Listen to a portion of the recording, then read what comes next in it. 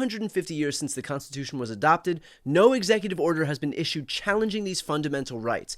And so I guess the same question here applies. What is the judge trying to say by offering up what seems to me, and I think you would agree here, some pretty aggressive pushback against what this administration is doing? I think pretty unprecedented pushback against what this administration is doing. Yeah, look, I'm going to go on record. If this was a different administration, if we had a legacy media that approached Donald Trump the way they have approached every other president, this decision would kick off a political firestorm. It would kick off, talk of impeachment against Donald Trump, because over the course of now three judicial decisions, and almost certainly a fourth one is on its way in the last one of these cases. These judges have said that Donald Trump's actions are not just illegal. They don't just foot fault over it. They are grossly illegal. They are unprecedentedly illegal. They are an affront to the Constitution. And, my question back to you, Brian, is where is the legacy media over this? I mean, I just got to say, I just lived through 2 weeks of, infomercials for Jake Tapper's book running on the legacy media. And God bless him, I understand they want to sell books, but I think at one point he said that Joe Biden being president or running for re-election might be a bigger scandal than Watergate. Well, by that standard, this is the biggest scandal in American history then, that he issued these executive orders against these law firms, and good for the judges for standing up. Yeah, I completely agree. And I would offer as an answer to that is that the media kind of bakes into the cake Trump's corruption. And so long as he just meets that low bar that he set for himself, which is that he's going to engage in corruption, he's going to issue illegal and unconstitutional executive orders, this is the kind of stuff he's going to traffic in. So long as he doesn't surprise anybody, then they're not going to cover it in any way the same way that a Democrat would. This is the whole, man bites dog, right? That's surprising. That's going to get people to pay attention. But nothing that Donald Trump is doing is surprising, because we've just come to accept the fact that he is going to traffic in this kind of corruption. That shouldn't mean that the media absolves him. Yes, it means that we're not surprised when he does it, but that doesn't mean that you absolve him when he's in the midst of it. And yet that's what we're seeing right now. I don't know whether it's because, the billionaire owners of these outlets are too afraid to get on his bad side because they have other interests in front of the White House. I don't know whether it means that they're afraid of some retribution in some other way, or if they're just not getting the clicks that they need by virtue of focusing on stuff that's really going to hold Trump's feet to the fire. But look, all of that underscores the need for people like you, and I know that you just started your YouTube channel, Democracy Docket, which I watch on a daily basis now. Highly recommend for everybody watching to elevate the voices that we need to elevate right now, which include Marks and his teams. Please subscribe to Democracy Docket. I'll put the link right here on the screen and also in the post description of this video. Let's help build up this progressive media ecosystem. Doesn't cost you anything to subscribe. Just hit the subscribe button.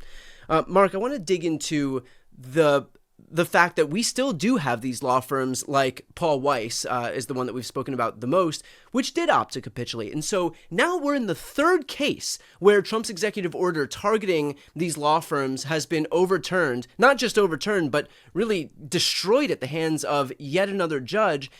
And so what does that say about the law firms that did opt to capitulate in light of the fact that they're doing so based on an illegal premise? Yeah, look, I think the sentiment has really turned around this. I mean, at the time that Paul Weiss capitulated, you and I were very critical. Other independent media were critical, but a lot of the legacy media bought into this idea that, well, this was a savvy effort by Paul Weiss to cut a deal and not alienate Donald Trump. And yeah, it might not be totally savory, but it was super smart. I think it has actually turned out to totally be the other way around. The fact is, Paul Weiss right now looks completely neutered and ineffectual. And who the hell wants to hire a law firm that is neutered and ineffectual? You have judge after judge lauding these law firms who stood up and fought. And just recently over the weekend, we read about 4 senior lawyers at Paul Weiss leaving that law firm. Now, whether they were leaving entirely because of this or for other reasons, it certainly is giving more evidence and support to the notion that the Paul Weisses of the world made a fool out of themselves and are now paying the consequences of it. The other thing is, I think it is also really, along with Harvard standing up, really built momentum that there is a benefit to standing up, that people admire institutions that stand up to Donald Trump, and so I hope that this does redound to the benefit of the Wilmer Hells and the like. Do you think that we're going to see something? There was some reporting about the prospect of a kind of NATO among universities, where if he goes after one, if he tries to attack their tax exempt status, that it's an attack on all of these institutions. Do you think that we're going to see something similar, or are we already seeing kind of a coalescing among the law firms, where, if we have an instance where Trump goes after one of these law firms with a blatantly unconstitutional executive order, that it'll be viewed as an attack on all of them. And just like with any union membership, with any collective bargaining, all of them together going up against Donald Trump is going to be a hell of a lot more effective than kind of an every man for himself mentality.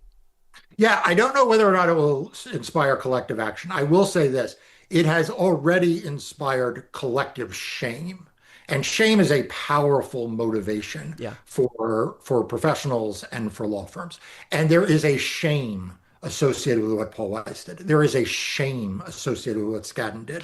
And I think that every time these courts rule in this way, it amplifies the shamefulness of capitulating to Donald Trump. Every time Donald Trump says he's going to deploy these law firms that have capitulated to him to, do unsavory pro bono at his beck and call, it makes it less likely that another law firm is going to capitulate. And I think it's important, even as we just saw in this most recent order involving Wilmer Hale, the fact that the judges keep pointing out the terms by which Paul Weiss capitulated, including the fact that it essentially denounced or sat by as Donald Trump denounced one of its former partners. I mean, there's something unbelievably pathetic on the part of Paul Weiss's management to have done that and now have this recounted over and over again. That I find that so interesting, because I feel like we're in a moment where, obviously, among Republicans, their superpower is their shamelessness. I wrote a book about the shamelessness of the Republican Party, so this has been a recurring theme Yeah, here. it's on my book. I see that Right here. If you haven't already, everybody, I mean, this is no joke. Like, I mean, we didn't play. Like, this is a book I have on my bookshelf because I read it. I have endorsed people to buy it, and I periodically consult back to it. There are passages in it that if you could see, I have marked up because it's a really important book. So if you haven't already read it, please make sure you go out and buy it. And I'm sure Brian can include a link or something for it. Well, I appreciate that, and I will. I'll include a link in the post description.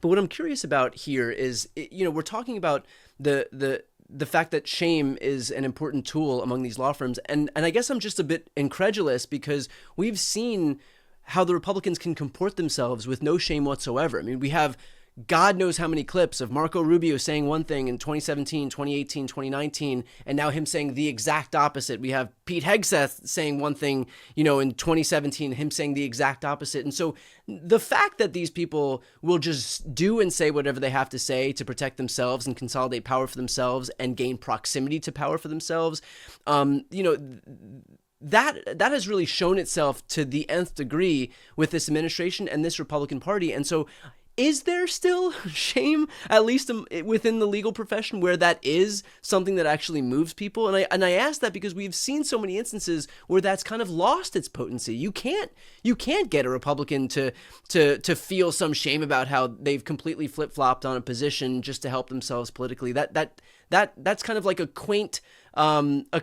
concept of the past, at least in politics. And so when you say that it's still a potent tool in law, that the cynic in me has trouble believing that it's really a potent tool anywhere. Yeah, so it's a specific kind of shame, and I should be clear about this. Lawyers like to think that they are tough-minded. They are smart. They're aggressive. They are beating out everybody else, not because they were lucky, not because they, were born on third base, but because they earned it. Like, there's a lot of bravado, particularly in big law and big firm management. So when I say that it is shame, it is that every day, if you're a partner at Paul Weiss, you wake up and read that lawyers at other law firms are fighting and winning, and you and your law firm